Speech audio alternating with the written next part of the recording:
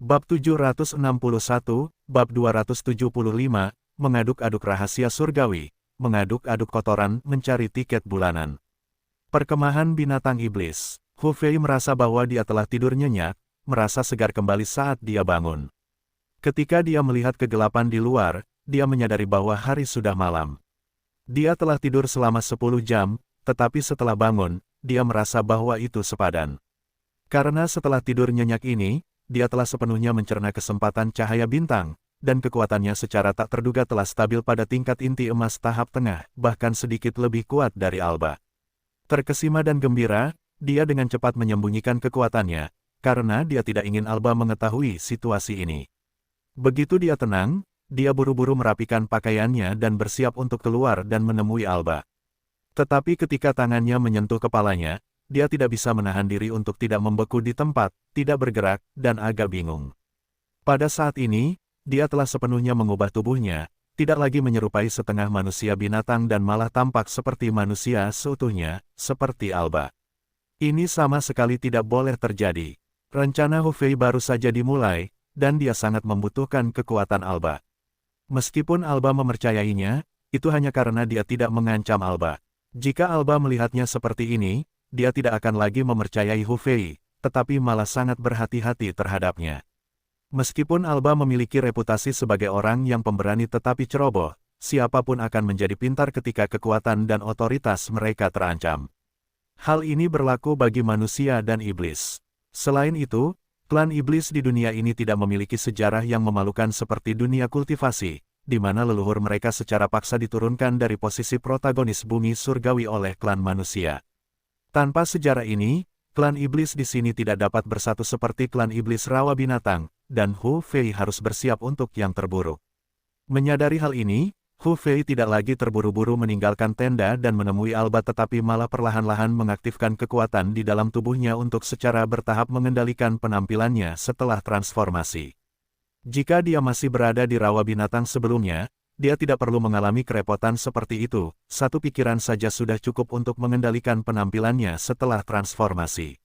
Namun, dunia percobaan ini berbeda dari rawa binatang buas, dan indera ketuhanannya telah ditekan, jadi dia hanya bisa menyesuaikan penampilannya sedikit demi sedikit, secara bertahap mengubahnya menjadi kepala binatang buas. Dengan konsentrasi penuh Hu Fei, seperempat jam berlalu tanpa disadari, dan melihat kepalanya dikembalikan ke bentuk binatang buasnya, dia tidak bisa menahan napas lega.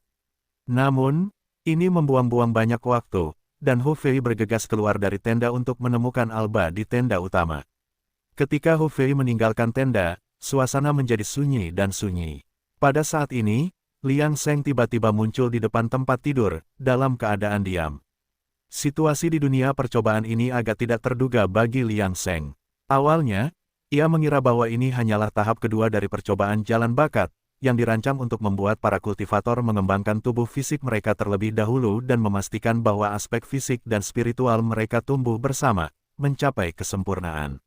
Namun, setelah ia menyelidiki ingatan Hu Fei dengan kontrol jiwanya, ia merasakan bahwa hasilnya tidak sesederhana itu, dan langit dan bumi memiliki niat alternatif. Meskipun rahasia surgawi yang diterima oleh Hu Fei setelah turun ke dunia ini tidak terlalu berbeda dari yang dirasakan oleh individu-individu berbakat klan manusia, hal itu membuat Liang Seng merasa bahwa situasinya berbeda dari sebelumnya. Terbentuknya dunia, percobaan ini menunjukkan bahwa langit dan bumi memiliki niat yang lebih dalam. Selain itu, Liang Seng memiliki pertimbangannya sendiri, berdiri di luar permainan dan merasakan situasi yang lebih tidak biasa. Mungkin pengaturannya sebelumnya di rawa binatang telah membangkitkan kecurigaan langit dan bumi. Meskipun karena atribut penyembunyiannya sendiri, langit dan bumi tidak dapat menemukan pelakunya, mereka tetap waspada. Kalau tidak, mustahil untuk menjelaskan fenomena Hu Fei dan anggota klan iblis lainnya yang memperoleh kesempatan cahaya bintang di dunia percobaan saat ini, yang sebelumnya tidak mungkin.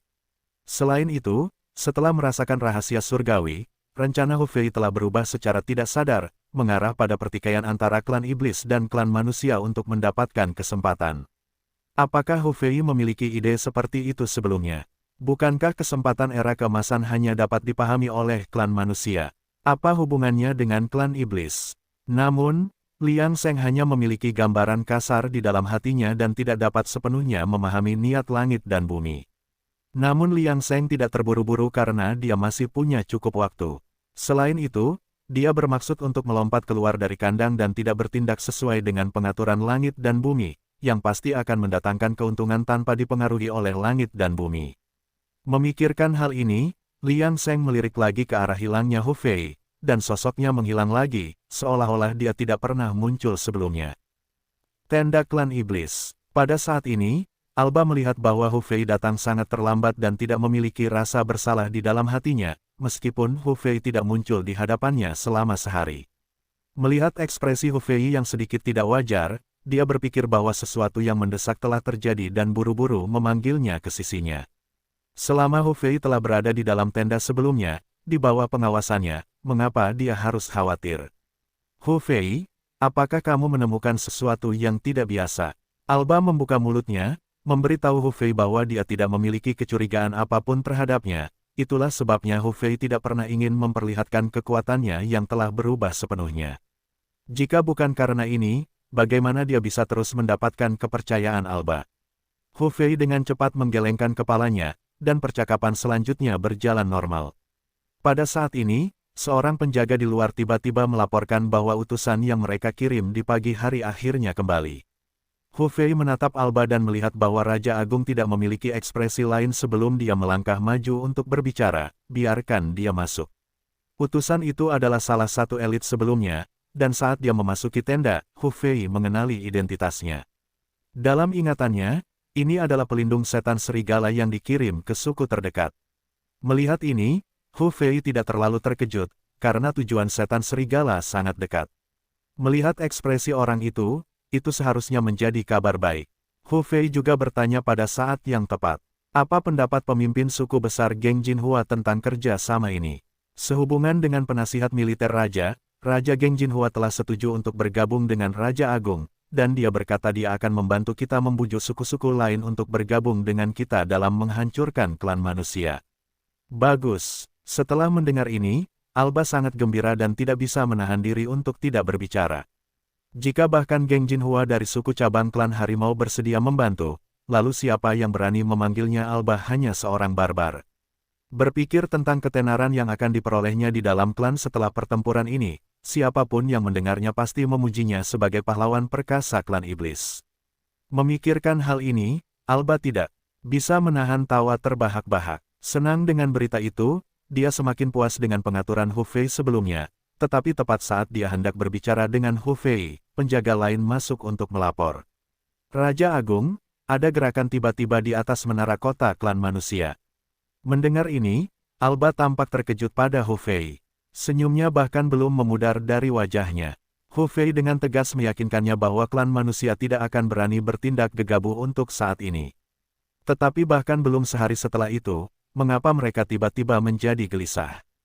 Hu Fei juga agak bingung karena, berdasarkan situasi sebelumnya, bagaimana mungkin klan manusia berani melancarkan serangan habis-habisan tanpa memahami niat mereka. Memikirkan hal ini, Hu Fei merasa kehilangan kendali, buru-buru membungkuk kepada Alba dan meninggalkan tenda untuk melihat menara kota 12 mil jauhnya. Situasinya memang seperti yang dilaporkan penjaga. Jumlah murid Akademi Seni Bela Diri di menara kota sekarang jauh lebih banyak daripada malam sebelumnya. Tapi ini bukan berita terburuk. Tidak hanya di gerbang kota barat, tetapi gerbang arah lain kota juga sama. Sesuatu tampaknya telah terjadi di dalam aula bela diri ras manusia yang membuat mereka meningkatkan kewaspadaan dan bersiap untuk pertempuran sebelumnya. Karena Alba dan pasukannya tidak bergerak sebelumnya, mengapa klan manusia tiba-tiba memobilisasi pasukan yang begitu besar? Mempertimbangkan hal ini, Hu Fei tiba-tiba merasakan gelombang kegelisahan. Namun, ini bukan waktu untuk disia-siakan, dia bergegas kembali ke tenda untuk melaporkan situasi terkini. Raja Agung, sepertinya kita harus pergi dari sini untuk saat ini, dan menghindari bahaya di depan. Hah, mendengar ini Alba bingung dan tidak mau. Dia penuh semangat beberapa saat yang lalu, mengapa mereka harus mundur tiba-tiba? Bukankah ini seperti menamparkan wajahnya sendiri? Bagaimana para pemimpin suku lainnya melihatnya? Alba melihat ekspresi serius di wajah Hu Fei. Jika Hu Fei tidak bisa memberikan penjelasan yang sempurna, dia tidak akan keberatan menyerang. Paling tidak, dia akan membuat Hu Fei mengerti kemarahan seorang penguasa. Hu Fei secara alami melihat bahwa Alba kesal, dan meskipun dia biasanya tidak akan memancing kemarahan seperti itu, ini bukan saatnya untuk mundur. Selain itu, memang strateginya yang gagal. Tentu saja, dia perlu menjelaskan kepada Alba alasannya, setidaknya mencoba menenangkan kemarahan Alba sebanyak mungkin. Raja Agung, situasinya cukup aneh. Keempat gerbang kota sekarang dipenuhi oleh para murid Akademi Seni Bela Diri, dan sesuatu yang tidak kita ketahui pasti telah terjadi. Meskipun, Raja Agung, kekuatanmu tak tertandingi, tetapi demi nyawa para prajuritmu, aku harap kau akan mundur untuk sementara waktu. Aku yakin anak buahmu akan mengingat ini di dalam hati mereka, dan berterima kasih atas perlindungan Raja Agung. Pada saat ini, Hu Fei jelas tidak akan secara blak-blakan mengatakan bahwa Alba bukanlah tandingan balai bela diri ras manusia begitu mereka bersatu. Namun, alasan ini memang membuat suasana hati Alba jauh lebih baik. Memang, bukan karena dia tidak ingin melawan klan manusia, tetapi demi nyawa para prajuritnya, dia tidak punya pilihan selain mundur. Di antara klan iblis, siapa yang dapat menemukan raja seperti dia yang peduli pada anak buahnya? Mungkin tidak ada, dan pada saat ini Hu Fei lebih jauh berusaha untuk memanfaatkan situasi dan sepenuhnya membujuk Alba. Baginda, kami sebenarnya tidak akan mundur. Kami tidak akan pergi untuk selamanya, kami hanya menunjukkan ketulusan kami. Kami akan menemui Raja Geng Jinhua terlebih dahulu. Dengan cara ini, Baginda, Anda secara pribadi akan menunjukkan rasa hormat kepada Raja Geng Jinhua. Sikap menghormati bakat ini pasti akan dikagumi oleh semua suku. Ucapan menyanjung ini membuat Alba sangat nyaman. Tentu saja dia tahu apa yang dimaksud Hu Fei, dan kata-katanya memang sangat menyenangkan. Itu benar, seorang Geng Jinhua yang masih di bawah umur. Bagaimana dia bisa dibandingkan denganku? Aku sendiri akan pergi menemuinya, yang hanya bisa dilihat sebagai rasa hormat terhadap bakat. Para penjaga di dekatnya, yang selalu waspada, juga menghela napas lega ketika mereka melihat reaksi Alba. Mereka, sebagai pengawal dekat Alba, jika Alba menolak untuk pergi dan memutuskan untuk menghadapi klan manusia dalam pertarungan sampai mati, mereka akan menjadi garis pertahanan pertama. Pada saat ini, Hu Fei juga khawatir bahwa penundaan akan menimbulkan masalah. Dia memanfaatkan situasi dan mendesak Alba untuk mundur sekarang, tanpa ragu-ragu. Alba, yang sekarang sangat percaya pada Hu Fei, mengikuti sarannya. Saat mereka pergi, Hu Fei berbalik untuk melihat menara kota klan manusia. Ada rasa bingung yang mendalam di matanya, bertanya-tanya apa yang telah terjadi. Mengapa klan manusia tiba-tiba bertindak seperti ini? Sayangnya, dia hanya bisa mendapatkan sedikit informasi saat ini, jadi dia tidak bisa menebak kebenarannya.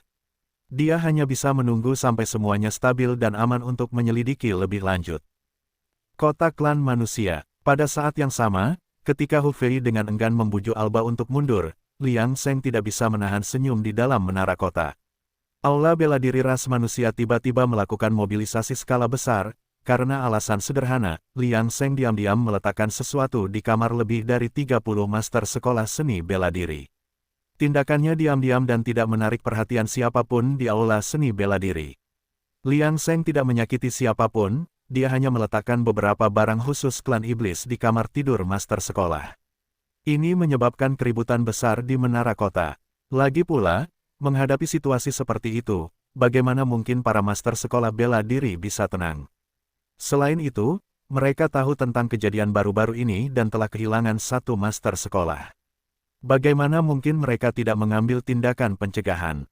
Mengapa Liang Sheng melakukan ini, bersekongkol melawan aula seni bela diri utama?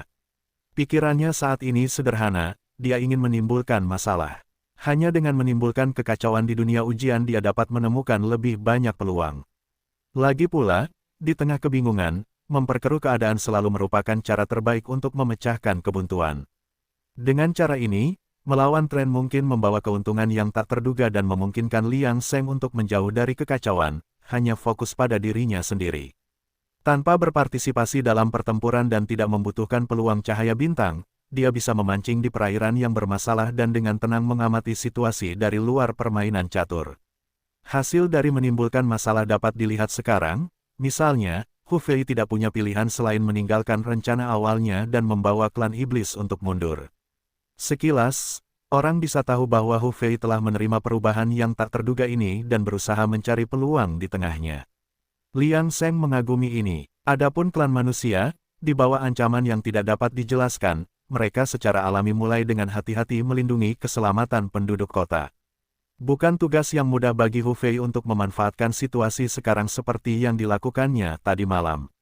Saat Liang Sheng berjalan melalui kota, merasakan pergerakan aula seni bela diri dan klan iblis, dia merasa bahwa tidak akan ada perubahan mendadak yang terjadi terlalu cepat. Dengan mengingat hal ini, dia ingin diam-diam mengamati kota itu sendiri, karena dia telah fokus pada latihan bela diri selama setahun. Terakhir dan tidak memperhatikan hal lain. Berjalan menyusuri jalan batu biru, Liang Sheng mendongak dan melihat sebuah kedai teh. Tanpa ragu, dia memasukinya, apa salahnya bersantai sejenak. Saat Liang Sheng bersiap menikmati teh, penduduk kota juga mulai merasa tidak nyaman.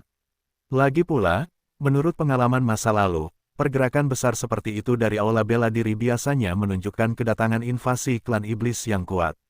Semakin parah situasinya, semakin besar pula korbannya, dan ada kemungkinan besar orang biasa seperti mereka tidak akan selamat.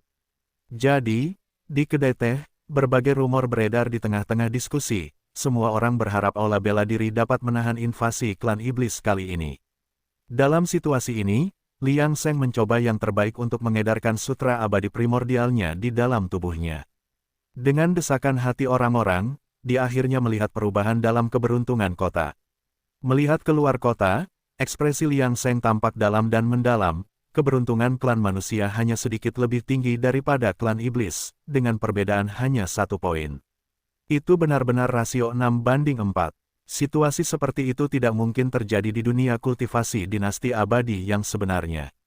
Jadi, dunia percobaan ini tidak boleh berada di alam yang sama dengan dunia dinasti abadi. Setelah memperoleh informasi ini, Liang Sheng tidak bertindak impulsif. Dia hanya mampu melihat sedikit kebenaran dengan memanfaatkan celah langit dan bumi. Jika dia secara membabi buta menjadi sombong dan angkuh, berpikir bahwa Dao Surgawi tidak lebih dari itu, dan percaya bahwa dia dapat sepenuhnya mengendalikan langit dan bumi, dia mungkin akan mengalami serangan balasan. Namun, jika Liang Sheng ingin mendapatkan lebih banyak informasi, kekacauan saat ini mungkin tidak cukup.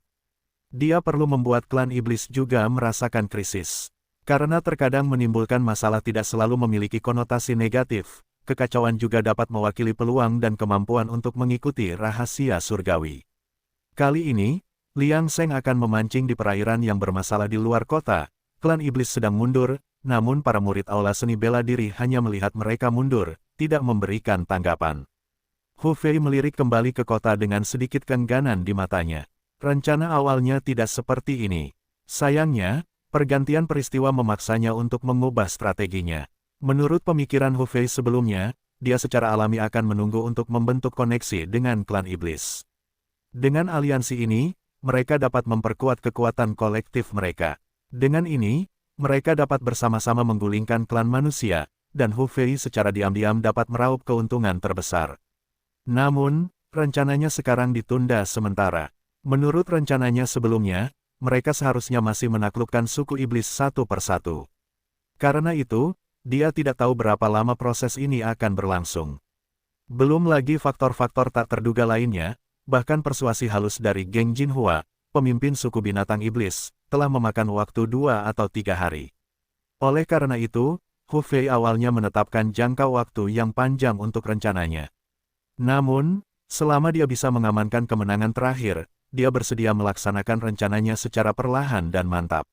Namun, pada tingkat ini, Liang Sheng tidak akan pernah merasa puas. Dia tidak ingin menghabiskan waktu yang lama menunggu kemungkinan yang tidak pasti. Di mata Liang Sheng, jika dia bergerak maju dengan kecepatan normal, itu akan seperti dituntun oleh langit dan bumi. Oleh karena itu, dia membuat rencananya saat ini. Ketika artefak klan iblis muncul diam-diam di aula bela diri ras manusia, itu membuat semua orang terkejut. Aula bela diri di kota itu telah dirangsang. Oleh karena itu, untuk menghemat waktu, Liang Sheng tidak bisa bersikap berat sebelah. Tentu saja, dia tidak bisa membiarkan klan iblis pergi begitu saja. Ketika klan iblis mundur, Liang Sheng diam-diam meninggalkan kota. Dia sekarang bersiap untuk pergi jauh ke pegunungan dan hutan wilayah klan iblis. Tentu saja, menurut rencananya, Liang Sheng tidak akan langsung mengambil tindakan di wilayah klan iblis. Dia akan terlebih dahulu mengamati situasi secara diam-diam. Jika kekuatan klan iblis lebih rendah darinya dan situasi memungkinkan, dia akan menjerumuskan seluruh klan iblis ke dalam kekacauan. Karena selama ada kekacauan, itu akan menyebabkan osilasi. Mungkin banyak yang akan mati dalam prosesnya, tetapi ini adalah ruang ujian. Manfaat Liang Sheng tentu saja didahulukan. Liang Sheng tidak merasa bersalah tentang ini. Hanya ketika keselamatannya sendiri terjamin, dia akan mempertimbangkan keselamatan orang lain. Prinsip ini telah ditetapkan sejak ia memasuki dunia percobaan. Kemudian, dengan bersembunyi di balik kegelapan, Liang Sheng, dengan kecepatannya, dengan cepat melampaui Alba dan kelompoknya, dan menembus lebih dalam ke wilayah klan iblis. Selama perjalanannya, Liang Sheng melihat Alba bergabung dengan geng Jinhua. Kedua pemimpin suku itu tampaknya sedang mengobrol dengan menyenangkan. Tampaknya mundurnya Alba yang tergesa-gesa tidak memengaruhi aliansi mereka. Liang Sheng hanya melihat sekilas dan merasa sedikit lebih yakin. Penampilan geng Jinhua menunjukkan bahwa ia tidak takut pada klan manusia dan berani mengambil tindakan. Dengan cara ini, tidak akan terlalu sulit baginya untuk mengotori perairan klan iblis. Selanjutnya, yang harus ia lakukan adalah menyelidiki kekuatan setiap suku. Waktu berlalu dengan cepat, dan lebih dari 10 hari berlalu. Pada saat ini, Liang Sheng akhirnya berhenti. Bukan karena ia telah sepenuhnya menjelajahi kekuatan suku iblis, tetapi karena wilayah klan iblis jauh lebih besar dari yang ia bayangkan. Namun, berdasarkan informasi yang diperolehnya dari menyelinap ke beberapa suku kecil, ia menyadari bahwa yang terkuat di antara klan iblis adalah 7 suku totem utama. Jika Liang Sheng tidak dapat menyelidiki setiap suku secara individual, ia mungkin juga mendapatkan pemahaman yang jelas tentang 7 suku utama. Jika ia tidak merasa terancam, ia dapat memulai langkah berikutnya. Setelah menyesuaikan rencananya lagi, Liang Sheng dengan cepat menuju 7 suku utama, bersiap untuk memastikan kekuatan mereka. Pada saat ia mencapai suku totem pertama, Liang Sheng tidak dapat menahan diri untuk tidak mendesah. Ini karena kekuatan pemimpin suku itu sebanding dengan seorang raja sejati jiwa baru lahir. Setelah menyelidiki semua 7 suku utama, ia menemukan bahwa ada yang setara dengan alam transformasi keilahian yang tersembunyi di antara mereka. Namun, makhluk-makhluk kuat ini selalu tersembunyi jauh di dalam suku-suku dan tidak pernah menunjukkan diri mereka. Bahkan anggota biasa dari klan iblis tidak menyadari keberadaan mereka. Tetapi Liang Sheng merasa lega, karena dengan kekuatannya, ia tak terkalahkan. Dari sudut pandang ini, cahaya bintang yang membunuh klan iblis benar-benar tidak berguna baginya, karena kekuatannya jauh lebih unggul daripada yang lain di dunia ujian. Bagaimana mungkin dia bisa maju lebih jauh? Jika bukan karena kendala langit dan bumi, dan Liang Sheng tidak berani memprovokasi langit dan bumi secara sembrono, dia akan langsung terjun ke medan pertempuran untuk melihat apa kebenaran hakiki dunia ini. Namun, itu bukan masalah besar baginya sekarang. Selama dia bisa mengaduk air, dia bisa mencapai tujuannya. Selama dia berhasil memprovokasi perang antara ras manusia dan iblis terlebih dahulu, dia yakin akan ada kejutan yang menunggunya. Adapun murid-murid Pride yang tidak punya waktu untuk berkembang, apa hubungannya dengan dia? Jadi selanjutnya, Liang Sheng langsung berubah menjadi tim gerilya manusia, kadang-kadang menyerang anggota tunggal suku klan iblis. Namun, hanya dalam beberapa hari, efek akumulatifnya signifikan. Suku klan iblis menderita kerugian besar di wilayah mereka. Menghadapi masalah ini, klan iblis tentu saja tidak bisa membiarkannya begitu saja. Namun, penjaga yang ditugaskan juga dibunuh secara brutal. Suku klan iblis yang marah, di bawah panggilan 7 suku utama, mulai berkumpul untuk menyelidiki. Namun, mereka bahkan tidak melihat sekilas manusia. Mati, mati, mati, mati pelaku ras manusia tidak tertangkap, dan kematian terus berlanjut. Di bawah situasi yang menegangkan ini, Liang Sheng akhirnya mulai memancing di perairan yang bermasalah untuk terakhir kalinya. Dia membunuh beberapa pemimpin suku untuk meninggalkan provokasi bagi ras manusia, dan Liang Sheng tidak menyembunyikan kekuatannya kali ini. Dia bertindak dengan kekuatan penuh dan dengan cepat menangani beberapa pemimpin suku kecil. Ini adalah ras manusia yang memprovokasi ras iblis. Terutama setelah 3 pemimpin suku kecil jatuh berturut-turut, ras iblis tidak bisa lagi tetap tenang. Belum lagi Liang Sheng memiliki pembantu lainnya. Setan-setan yang sebelumnya datang dari rawa binatang sudah terintegrasi ke dalam suku-suku tersebut. Kekuatan mereka ditekan oleh langit dan bumi, tetapi setelah merasakan rahasia surgawi, mereka secara alami tahu apa misi mereka. Meskipun mereka tidak mampu seperti Hu Fei untuk memikat para pemimpin suku agar menyerang ras manusia, sekarang kesempatan itu ada di depan mereka, dan bagaimana mereka bisa melewatkannya. Jadi, di bawah koordinasi para iblis rawa binatang yang gigih ini, aliansi di antara suku-suku iblis terbentuk dengan cepat, dan seiring berjalannya waktu, orang-orang menjadi siap untuk membalas dendam terhadap umat manusia. Melihat situasi ini, 7 suku utama tidak berani memancing kemarahan publik, terutama karena mereka baru-baru ini dilecehkan oleh umat manusia. Mereka akhirnya memutuskan untuk memberi pelajaran kepada umat manusia. Jika tidak, saya khawatir umat manusia akan menganggap ras iblis tidak kompeten, dan kita tidak akan pernah bisa hidup damai lagi. Selain itu, ras iblis selalu menyerang umat manusia, kapan kita pernah begitu ditekan? Jadi, setelah integrasi, pasukan aliansi ras iblis berkumpul dalam waktu singkat 1 bulan dan menuju wilayah ras manusia dengan niat membunuh. Melihat pasukan ras iblis pergi, Liang Sheng secara alami mundur setelah menyelesaikan misinya dan tidak lagi mengganggu suku-suku iblis. Namun, dia tidak akan melihat bagaimana medan perang antara iblis dan ras manusia berlangsung. Dia harus menemukan seseorang terlebih dahulu. Zhou Shen, saat ini, lebih dari setahun telah berlalu sejak kedatangan mereka di dunia ini, tetapi masih belum ada berita tentang Zhou Shen. Setelah menyelidiki kekuatan suku iblis, Liang Sheng tidak terlalu khawatir tentang mereka. Dia lebih berhati-hati tentang Zhou Shen, yang mungkin telah mendarat di kota manapun. Bagaimanapun, ini adalah tubuh yang dimiliki oleh leluhur iblis, dan di dunia percobaan yang dikebiri ini, apapun bisa terjadi pada Zhou Shen. Oleh karena itu, Liang Sheng percaya bahwa dia tidak boleh menganggap enteng hal-hal. Memikirkannya, dia mengeluarkan peta distribusi kota ras manusia yang telah dia dapatkan sebelumnya. Orang biasa tidak bisa mendapatkan peta seperti itu, tetapi Liang Sheng diam-diam mengambilnya dari kantor pertahanan menara kota tanpa ada yang menyadarinya. Ada banyak kota ras manusia, seperti bintang di langit, menghiasi dunia ini. Faktanya, jumlahnya jauh lebih banyak daripada suku iblis. Bagaimana ras iblis bisa bereproduksi seperti ras manusia? Reproduksi adalah kemampuan ras manusia yang paling menakutkan, dan karena masuknya orang secara terus-menerus, dunia dinasti abadi berhasil memantapkan posisinya sebagai tokoh utama bumi surgawi. Namun, kota-kota di pedalaman dunia ras manusia ini sebenarnya sebagian besar berfungsi sebagai tempat tinggal, dan tidak banyak aula seni bela diri. Lagi pula, dengan memiliki kota garis depan untuk perlindungan, warga ini tidak perlu terlalu khawatir tentang keselamatan. Itu adalah tempat yang ideal untuk pemulihan. Liang Sheng melihat peta kota ras manusia dan diam-diam merencanakan langkah selanjutnya. Dia segera memiliki rencana yang pasti. Berbeda dari menyelidiki suku iblis, dia harus memulai dengan kota-kota utama. Secara kebetulan, ada juga 7 kota utama ras manusia. Pada saat ini, Liang Sheng mendongak ke arah pasukan aliansi iblis dan memperkirakan bahwa mereka akan membutuhkan waktu sekitar 1 bulan untuk mencapai wilayah kota ras manusia. Jadi, dia seharusnya punya cukup waktu untuk menyelidiki keberadaan Zhou Shen. Jika tidak ada jejak Zhou Shen di 7 kota utama, targetnya adalah kota-kota yang kuat secara militer.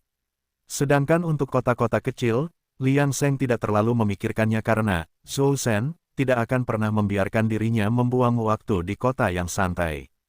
Kemudian, Liang Sheng dengan tegas menyusup ke pedalaman ras manusia, dan dengan kecepatannya, dia dengan cepat menyelinap ke kota utama ras manusia.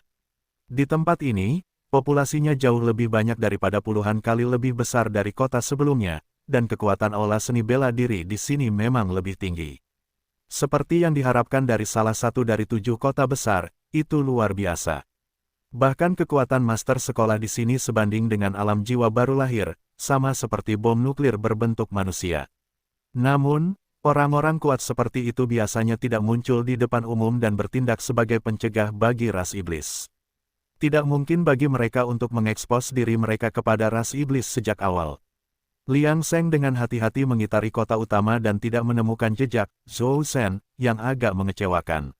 Namun, dia tidak berkecil hati, bagaimanapun juga, tidak ada yang namanya keberhasilan pada percobaan pertama. Ketika Liang Seng pergi ke kota berikutnya, dia tiba-tiba menemukan bahwa suasana di kota utama telah berubah secara diam-diam.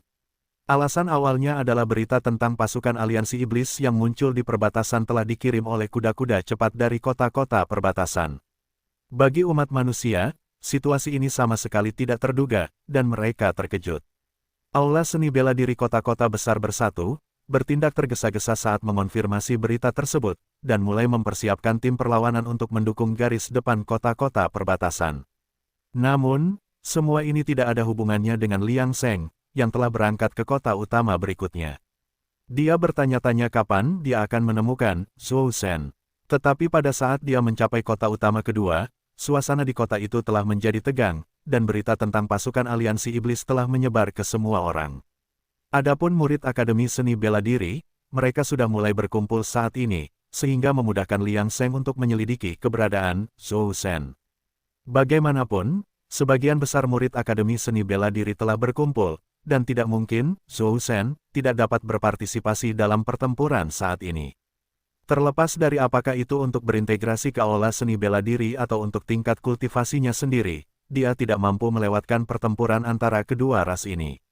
Selain itu, hanya dengan berpartisipasi dalam perang mereka dapat memiliki kesempatan untuk mendapatkannya, jadi bagaimana mungkin Zhou Shen melewatkannya dalam keadaan seperti itu. Selama dia ingin memanfaatkan kesempatan ini, dia harus berkumpul dan berangkat bersama pasukan. Namun, keberuntungan Liang Seng tidak baik. Dia masih belum menemukan jejak Zhou Shen. Meskipun dia tidak merasa terlalu cemas, dia melihat arah di peta dan bersiap untuk menuju ke kota utama berikutnya. Tetap saja, itu secara keseluruhan tidak menguntungkan. Dengan demikian, 8 hari lagi berlalu. Liang Seng telah menjelajahi seluruh wilayah 7 kota besar, tetapi masih belum menemukan jejak Zhou Shen. Dalam keadaan seperti itu, Liang Seng hanya bisa mengalihkan pandangannya ke arah kota-kota utama tingkat kedua lainnya sambil mendesah pelan dalam hatinya. Tampaknya keberuntungannya tidak baik, dan kemungkinan bertemu dengan Zhou Shen jauh lebih rendah dari yang dibayangkannya. Namun, kemudian, berita buruk lainnya menyusul. Itu karena kemampuan reaksi ras manusia terlalu kuat. Sebelumnya, Liang Seng telah mengaduk air untuk membuat suku iblis bergerak keluar. Kecepatan berkumpul klan iblis dibandingkan dengan klan manusia sama lambatnya dengan siput. Rencana awalnya untuk menggunakan waktu sebulan untuk menyelidiki Zhou Shen telah gagal total. Karena itu, Liang Seng juga mengubah strateginya. Dia sekarang akan pergi ke kota tempat para murid seni bela diri telah berkumpul dan mencari di sepanjang garis pertahanan ras manusia.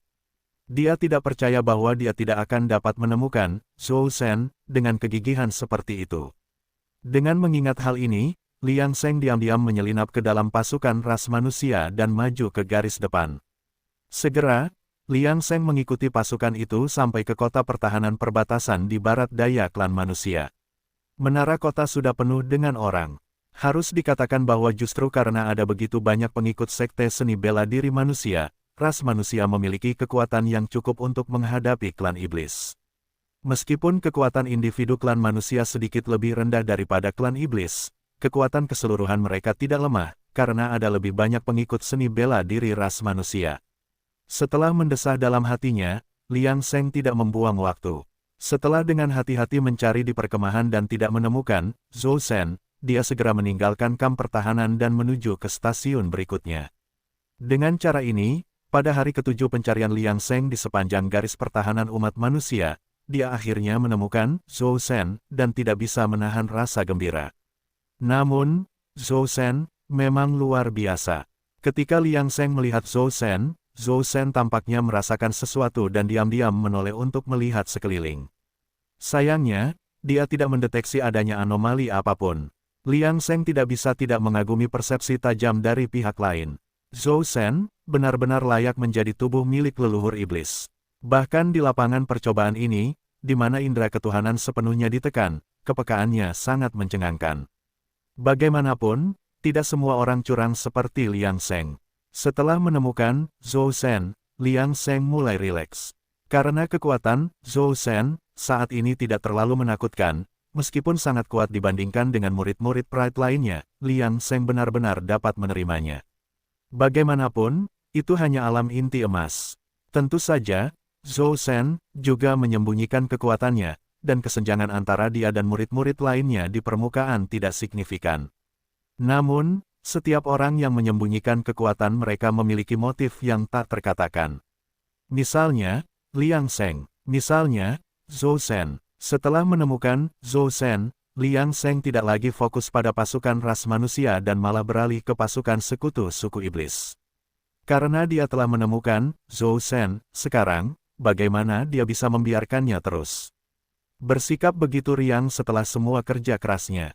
Jika dia tidak membuatnya mendapat masalah, niatnya tidak akan jelas. Para kultivator melakukan tindakan seperti yang diinginkan hati mereka, jadi Liang Seng bergegas ke lokasi pasukan sekutu suku iblis.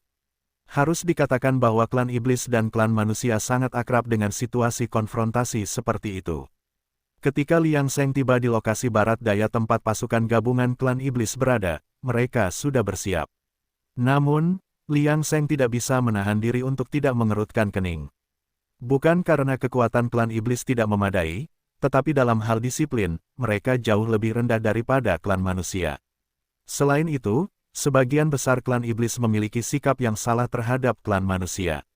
Saat berbaris, mereka lepas dan tersebar tanpa kehati-hatian. Bagaimana mungkin klan iblis seperti itu menimbulkan masalah bagi Zhou Shen? Memikirkan hal ini, Liang Seng tidak ragu untuk bersiap memberi pelajaran kepada klan iblis. Menjadi ceroboh hanya akan menyebabkan kematian. Dengan demikian, tepat saat malam hampir berlalu, dan siang akan segera tiba, lebih dari 10 anggota klan iblis dengan kekuatan sempurna pembentukan fondasi tiba-tiba terbunuh, termasuk seorang pemimpin alam inti emas. Situasi yang tiba-tiba ini tentu saja membuat klan iblis menjadi sangat waspada, karena mereka mengira ras manusia telah mulai membunuh klan iblis secara diam-diam. Baru pada saat inilah pasukan klan iblis mengubah penampilannya. Liang Seng tidak bisa menahan diri untuk tidak mencibir. Mereka benar-benar tidak tahu apa itu krisis sampai mereka diberi pukulan berat. Namun, pertunjukan yang luar biasa akan segera terungkap selanjutnya garis perbatasan barat daya. Pada saat ini, Zhou Shen tidak bisa menahan diri untuk tidak menyentuh hidungnya. Dia sekarang berpatroli dengan murid-murid Akademi Seni Bela Diri lainnya, tetapi entah bagaimana, dia selalu merasa ada sesuatu yang salah jauh di lubuk hatinya. Tetapi setelah pemeriksaan yang cermat, dia tidak menemukan petunjuk apapun yang membuatnya merasa tidak nyaman. Pada saat ini, dia tidak menyerah hanya karena dia tidak menemukan apapun. Sebaliknya, dia terus menyelidiki dengan hati-hati, tidak melewatkan detail apapun. Karena ini adalah dunia ujian, dia tidak bisa meremehkan intuisi apapun. Zhou Shen, pada saat ini, tetap tenang secara lahiriah, mengetahui bahwa mereka yang menginginkannya pada akhirnya akan mengungkapkan diri mereka sendiri. Liang Seng memperhatikan reaksi Zhou Shen dalam kegelapan, tanpa sadar mengangkat sudut mulutnya. Bahkan jika kamu waspada, apa masalahnya? Banyak hal di dunia ini tidak berjalan sesuai keinginanmu. Hanya ketika Anda memiliki kekuatan untuk menerobos semua hasil yang telah ditentukan sebelumnya, Anda memiliki hak untuk menolak. Jelas, Zhou Shen, di depan Liang Seng, tidak memiliki hak untuk menolak saat ini, sementara Liang Seng juga tidak memiliki kemungkinan untuk menolak di depan langit dan bumi. Seiring berjalannya waktu, malam semakin gelap, tetapi pertahanan garis perbatasan ras manusia terang benderang, karena mereka harus berjaga-jaga terhadap serangan tiba-tiba dari klan iblis, tidak membiarkan penglihatan mereka terhalang. Tentu saja, sangat tidak mungkin serangan diam-diam oleh klan iblis akan terjadi. Selama bertahun-tahun, klan manusia dan klan iblis telah saling mengenal dengan baik. Apa yang mereka sebut serangan diam-diam, bagi kedua belah pihak, sebenarnya tidak masuk akal kecuali dalam keadaan tertentu. Namun, akan selalu ada pengecualian, terutama dengan Liang Seng, pria tercela, yang secara diam-diam mengatur hal-hal untuk membuat hal yang mustahil terjadi. Metode Liang Seng tidak istimewa, hanya menggunakan trik lama yang sama. Jika dia menyerang klan iblis lagi, itu sudah cukup. Namun, kali ini, dia sengaja mengekspos dirinya sendiri, membuat klan iblis bersemangat saat melihat wajah pelaku. Orang yang diam-diam menyabotase klan manusia, akhirnya mengungkap jejaknya. Bunuh. Setelah melihat Liang Seng yang bertopeng, penjaga patroli ras iblis sama sekali tidak ragu. Mereka mengirimkan sinyal mara bahaya dan menjaga jarak aman sambil mengejar Liang Seng. Meskipun mereka membenci apa yang telah dilakukan manusia ini, mereka tidak dapat menyangkal bahwa kekuatan manusia ini tidak boleh diremehkan. Jadi, yang harus mereka lakukan hanyalah melacaknya dan tidak membiarkannya lepas dari pandangan mereka. Itu sudah cukup untuk sementara memenuhi misi mereka, membuatnya merasa lemah untuk sementara waktu. Bagaimanapun, manusia ini pasti harus mati. Tindakan penjaga patroli ras iblis sangat cepat. Begitu mereka melihat sinyal bahaya, para pemimpin suku binatang iblis segera datang untuk memberikan dukungan. Tanpa disadari, tim pelacak di belakang Liang Seng telah berubah menjadi pasukan besar. Liang Seng sangat puas dengan hasil ini. Dengan sebuah pikiran, dia mempercepat langkahnya dan langsung menuju garis perbatasan ras manusia. Namun, ketika Liang Seng muncul 1 mil di luar garis perbatasan, dia tiba-tiba berhenti dan tidak bergerak lebih jauh. Bagaimanapun, dia masih harus memberi waktu reaksi bagi klan manusia, jika tidak, bagaimana dia bisa menciptakan situasi yang seimbang antara kedua belah pihak dalam pertempuran. Bagi Liang Seng, membiarkan satu pihak memegang keuntungan tidak ada manfaatnya. Lebih baik situasinya kacau dan seimbang. Adapun Zhou Shen, Liang Seng melihat kembali ke pasukan binatang iblis yang mendekat dan tidak bisa menahan diri untuk tidak memperlihatkan senyum main-main di balik topengnya. Kemudian Liang Seng fokus, melirik lokasi pasukan perbatasan ras manusia, dan mundur alih-alih maju, bergegas kembali ke pasukan binatang iblis yang menyerang. Liang Seng menyerang langsung tanpa ragu-ragu, membuat pasukan suku iblis lengah. Gerakannya biasa saja, tetapi dengan cepat ia menjatuhkan sejumlah besar binatang iblis, membuat marah para elit suku iblis. Klan manusia terkutuk ini menganggap remeh klan iblis, bertindak begitu gegabah, mengira bahwa berada di dekat pasukan perbatasan ras manusia akan membuat mereka aman. Di bawah amarah seperti itu, pasukan suku iblis membuang semua pengekangan. Awalnya, mereka mempertimbangkan apakah melanggar batas wilayah akan memprovokasi klan manusia, tetapi sekarang, apa gunanya menahan diri lebih lama lagi? Dalam sekejap, seluruh pasukan suku iblis mengepung Liang Seng. Medan perang sangat berdarah, dengan mayat-mayat iblis yang tak terhitung jumlahnya. Penampilan Liang Seng sungguh luar biasa, menyebabkan kerugian besar bagi suku iblis. Pada saat ini, murid-murid seni bela diri patroli ras manusia di pangkalan perbatasan telah lama menyadari keributan itu. Setelah melaporkan situasinya, komandan setempat tidak ragu-ragu. Menyelamatkan, tidak peduli siapa yang menghadapi pasukan suku iblis yang luar biasa banyaknya, itu adalah tugas mereka sebagai pejuang pemberani dari klan manusia. Sekaranglah saatnya untuk menyelamatkan. Jadi, pasukan ras manusia sudah siap, menyerang langsung pasukan suku iblis. Klan iblis tentu saja semakin marah ketika mereka mengetahui pergerakan klan manusia. Seperti yang diduga, ini adalah konspirasi klan manusia. Mereka sudah siap, dan serangan diam-diam klan manusia membuat mereka dibenci oleh semua orang di bawah langit. Dengan pemikiran itu, komandan klan iblis memutuskan untuk maju dengan penuh semangat.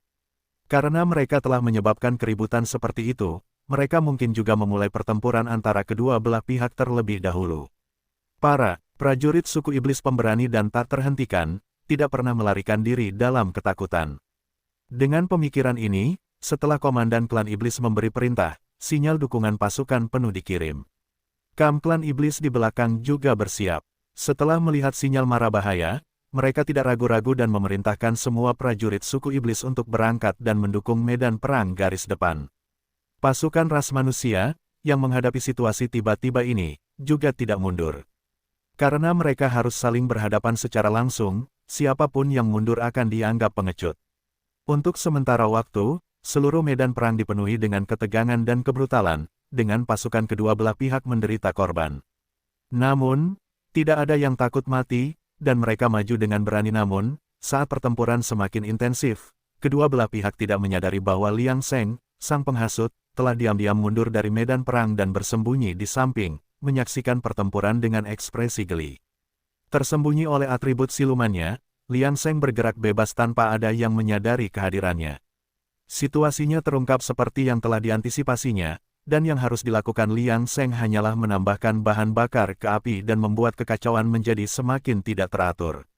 Tentu saja, dia akan menunggu pasukan utama kedua belah pihak tiba sebelum mengambil tindakan. Kali ini, Liang Seng tidak ingin mengulangi kesalahannya sebelumnya. Dia ingin menyelesaikan medan perang ini dalam satu pertempuran yang menentukan, daripada berlarut-larut dan hanya memberikan hasil akhir pada akhirnya. Saat bala bantuan klan iblis semakin banyak tiba, klan manusia mengalami beberapa kerugian pada awalnya, tetapi setelah pemimpin mereka mengeluarkan sinyal untuk serangan habis-habisan, manusia berhasil mempertahankan posisi mereka. Bahkan seiring berjalannya waktu, para murid sekte bela diri manusia tampak cukup tenang saat berhadapan dengan klan iblis.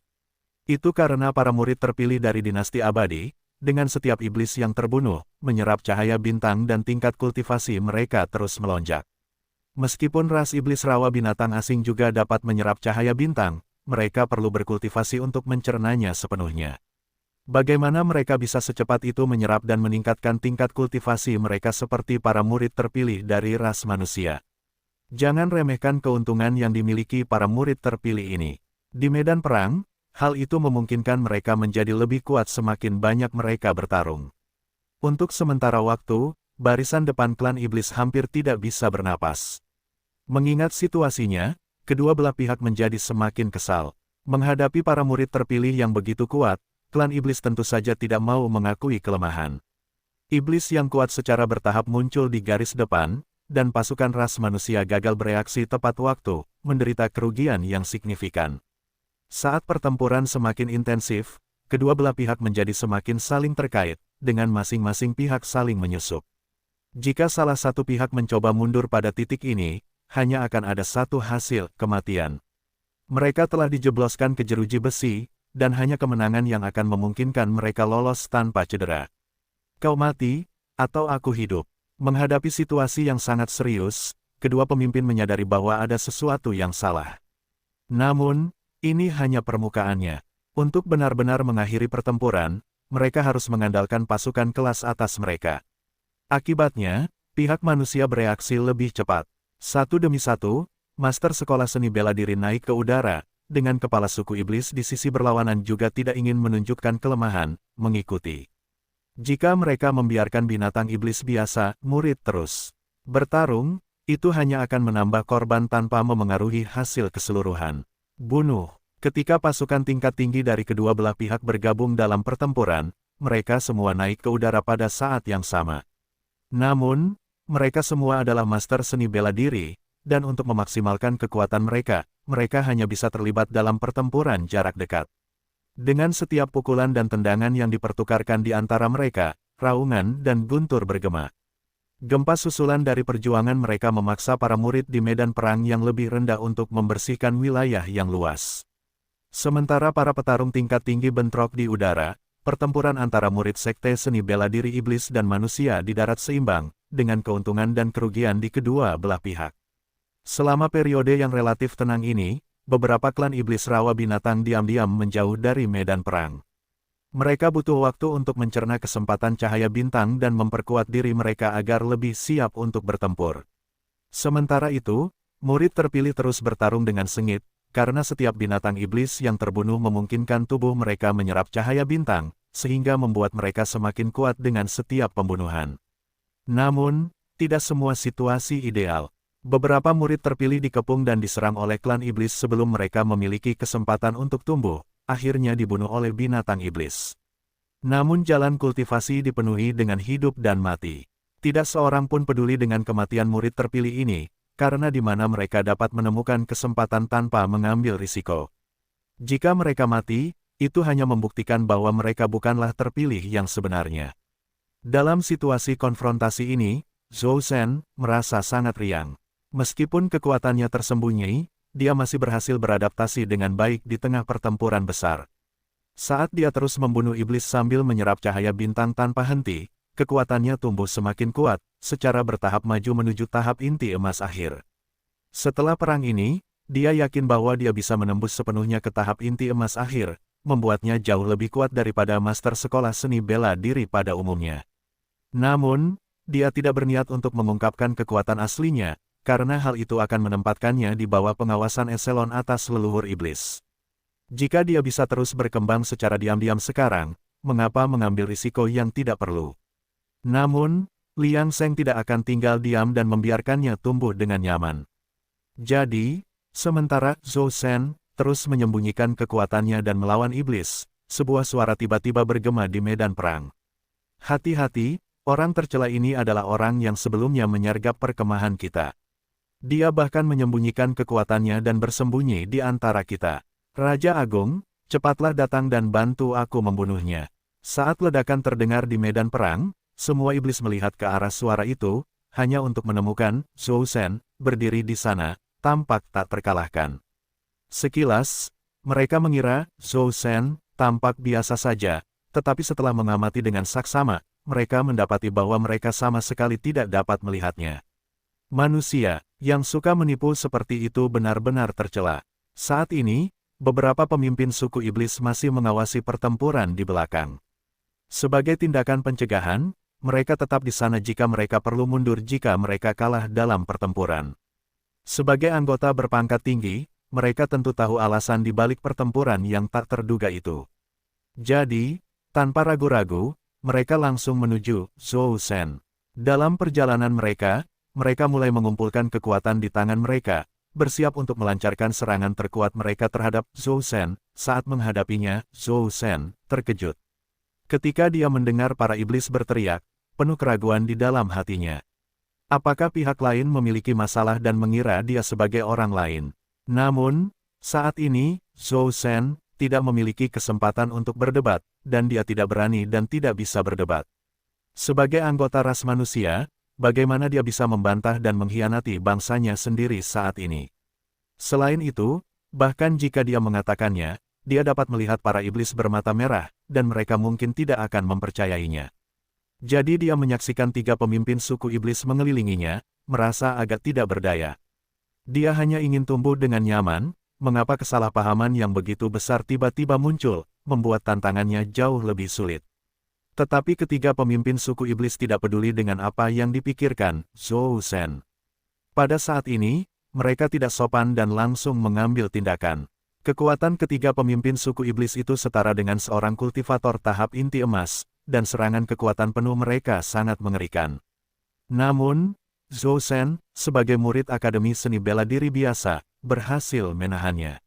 Untuk sesaat, tatapan murid Sekte Seni Bela Diri manusia lainnya terhadap Zhou Shen menjadi ambigu, karena kekuatannya yang ditunjukkan dapat menunjukkan bahwa pihak lain tidak salah menuduhnya. Para murid yang mengenal Zhou Shen dari aula seni bela diri yang sama dipenuhi dengan kekaguman di hati mereka. Mereka tidak menyangka adik laki-laki mereka begitu berani dan berani menyerang iblis secara diam-diam. Namun, karena Zhou Shen begitu kuat, mereka tentu saja tidak dapat campur tangan dalam pertempuran dan hanya bisa menyaksikan Zhou Shen dikepung oleh ketiga pemimpin suku.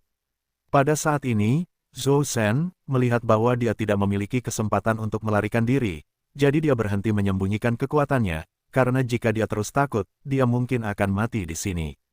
Setelah membuat keputusan, Zhou Shen mengerahkan seluruh kemampuannya, dengan ide sederhana dalam pikirannya, meskipun menunjukkan kekuatannya mungkin tidak akan menyebabkan kekalahan pada akhirnya.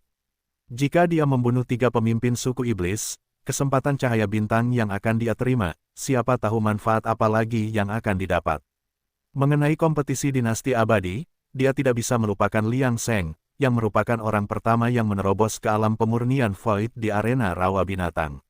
Meskipun bukti selanjutnya membuktikan bahwa kekuatan sekuat itu mungkin disebabkan oleh campur tangan manusia, dia masih memiliki beberapa harapan yang berlebihan untuk kesempatan yang berbeda. Di dunia percobaan ini, tampaknya hanya meningkatkan tubuh fisik, melengkapi jalan abadi manusia untuk menebus perbedaan antara kultivasi manusia, tetapi, Zhou Shen memiliki intuisi jauh di dalam hatinya bahwa tujuan langit dan bumi mungkin jauh lebih dari itu. Bunuh. Dalam sekejap mata, saat Zhou Shen mengetahui situasinya, dia tidak ragu lagi dan akhirnya mengerahkan seluruh kekuatannya. Akibatnya, angin kencang tiba-tiba bertiup, tetapi itu hanyalah pengaruh tinju Zhou Shen yang menyebabkan perubahan pada iklim di sekitarnya. Selama pertempuran antara kedua belah pihak, mereka tanpa sadar terbang ke udara. Pada saat ini, mereka tidak dapat memengaruhi murid-murid biasa prajurit dalam pertempuran, karena mereka tidak dapat menahan serangan sekuat itu.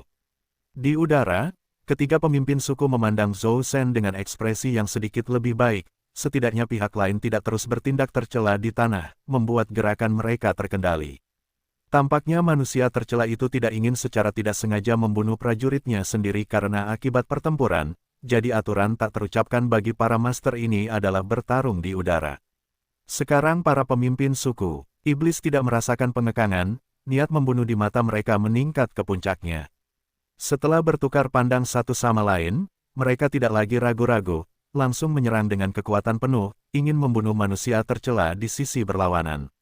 Jika bukan karena dia, bagaimana mungkin ada pertempuran tiba-tiba antara mereka dan umat manusia? Di bawah emosi marah semacam ini, kekuatan mereka menunjukkan 200%, setiap kali mereka bergerak, mereka menciptakan suasana yang sangat menindas. Namun, meskipun Zhou Shen menerima situasinya saat ini, dia masih agak marah. Menghadapi ledakan iblis, dia tidak lagi menahan diri. Dia memiliki perasaan samar bahwa seseorang sedang menghitungnya, tetapi dia tidak dapat menemukan tangan tersembunyi di balik layar. Satu-satunya cara untuk melampiaskan amarahnya adalah dengan membunuh lawan dan mendapatkan kesempatan cahaya bintang. Jadi, Zhou Shen mengambil tindakan dengan cepat dan tegas. Dia bahkan berhasil mempertahankan posisinya di bawah pengepungan tiga pemimpin suku iblis. Jika kamu ingin mati, maka matilah perbatasan barat daya. Manusia dan klan iblis terlibat dalam pertempuran sengit yang tiba-tiba, dan penampilan Zhou Shen saat ini mengejutkan semua orang. Siapa yang bisa menduga bahwa murid seni bela diri ini memiliki begitu banyak kekuatan? Selama pertempuran, Guru Zhou Shen di Akademi Seni Bela Diri melihat penampilan Zhou Shen dari sudut matanya dan tidak bisa menahan rasa takjub. Bagaimana hal yang luar biasa seperti itu bisa terjadi? Dia telah berkultivasi selama ratusan tahun, dan dia belum pernah melihat keajaiban seperti itu. Bagaimana mungkin seorang murid yang baru bergabung dengan akademinya setahun yang lalu memiliki bakat yang langka? Penampilan Zhou Shen melampaui harapannya.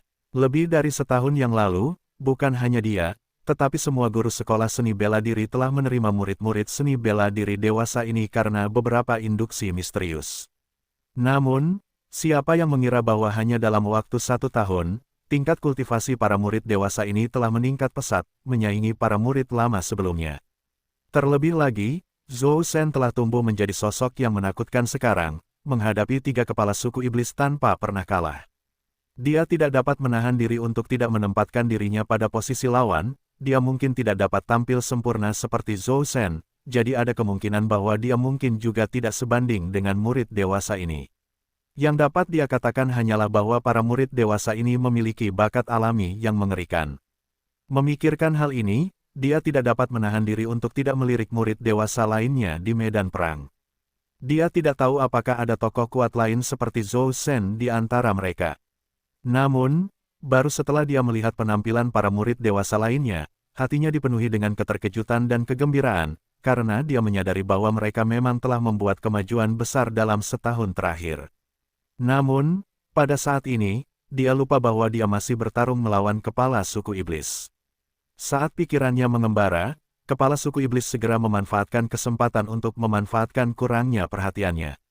Lawan juga berpengalaman dalam pertempuran, dan setelah melihat kesalahan guru sekolah seni bela diri, ia segera melepaskan kekuatan penuhnya, tidak ingin memberi guru sekolah seni bela diri kesempatan untuk bereaksi.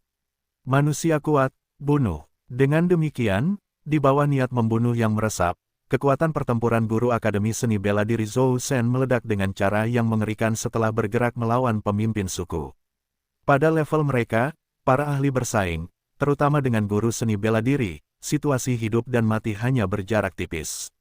Akibatnya, pihak manusia agak sulit menerima hasilnya, karena guru sekolah bela diri Zhou Shen terbunuh. Setelah membunuh guru akademi bela diri itu, kepala suku iblis tidak berhenti di situ, tetapi langsung menyerang Zhou Shen. Dia tahu betul mengapa lawannya tewas di tangannya, itu karena manusia terkutuk ini, Zhou Shen, yang telah mengejutkan lawannya dan kehilangan kesempatan. Jika memang begitu, kepala suku iblis segera membuat rencana, jika dia bisa membunuh murid bela diri yang telah menyerang suku iblis secara diam-diam, mungkin akan ada beberapa keuntungan yang tidak terduga. Selain itu, Apakah moral klan manusia akan runtuh sebagai akibatnya? Jika memang begitu, bukankah pasukan ras manusia akan berada di bawah kekuasaannya saat itu? Dengan bergabungnya kepala suku iblis, situasi dengan cepat menjadi seperti Zhou Shen yang dikelilingi oleh 4 iblis yang kuat. Saat dia menghadapi perkembangan yang tiba-tiba itu, ekspresi Zhou Shen tidak lagi tenang. Bagaimanapun, situasi 4 lawan 1 masih merupakan tantangan yang cukup besar baginya, yang masih menyembunyikan sebagian kekuatannya. Sementara itu, Liang Sheng, yang diam-diam mengamati semuanya, sedikit mengangkat sudut mulutnya. Hatinya cukup gembira karena rencananya berjalan lancar. Liang Sheng memperhatikan Zhou Shen, yang sekarang bertarung dengan hati-hati, tanpa terlalu cemas. Masih ada kejutan lain yang menunggu Zhou Shen. Dengan mengingat hal itu, Liang Sheng melirik medan perang sebelum diam-diam menyembunyikan sosoknya dan menyelinap ke medan perang, sekali lagi secara diam-diam menyerang klan iblis. Targetnya adalah klan iblis rawa binatang, mereka telah memanfaatkan kesempatan sebelumnya dan menyerap peluang cahaya bintang, meningkatkan kekuatan mereka ke tingkat yang lebih tinggi. Namun, Liang Sheng tidak ingin mereka bergabung dengan klan manusia dalam pertempuran. Peran mereka tidak di sini, tetapi bersama Zhou Shen. Zhou Shen hanya menyamar sebagai manusia, tetapi sebenarnya, inti binatang monster. Di sudut gelap yang tidak diperhatikan, Liang Sheng dengan cepat bergerak. Dengan setiap gerakan, seorang anggota klan iblis rawa binatang tumbang. Cahaya bintang dari binatang iblis rawa binatang yang terbunuh muncul di tubuh Liang Sheng.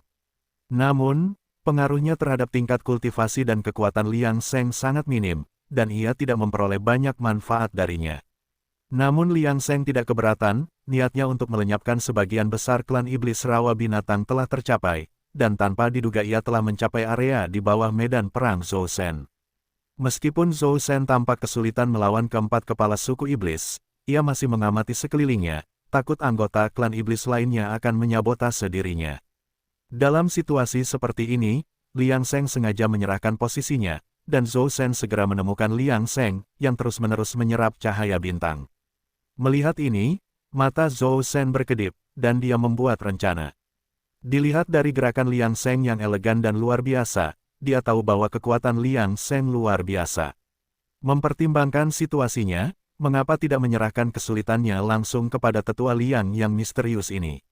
Saat pikiran itu terlintas di benaknya, kilatan kecemerlangan melintas di mata Zhou Shen, karena itu pasti akan membantunya lolos dari kesulitannya saat ini. Bahkan jika Liang Sheng hanya bisa mengalahkan satu lawan, Zhou Shen menganggapnya sebagai bantuan, namun, saat dia hendak berbicara, dia melihat Liang Sheng tiba-tiba tersenyum padanya. Kemudian, sebelum Zhou Shen bisa mengerti apa yang terjadi, klan iblis rawa binatang yang tersisa di sisi Liang Sheng secara bersamaan berbalik, menatap kosong ke arah Zhou Shen. Setelah itu, anggota klan iblis rawa binatang itu tiba-tiba bergerak seperti boneka, menjauh dari Liang Sheng dan menghadap Zhou Shen. Sementara itu, Liang Sheng juga menghilang dari medan perang.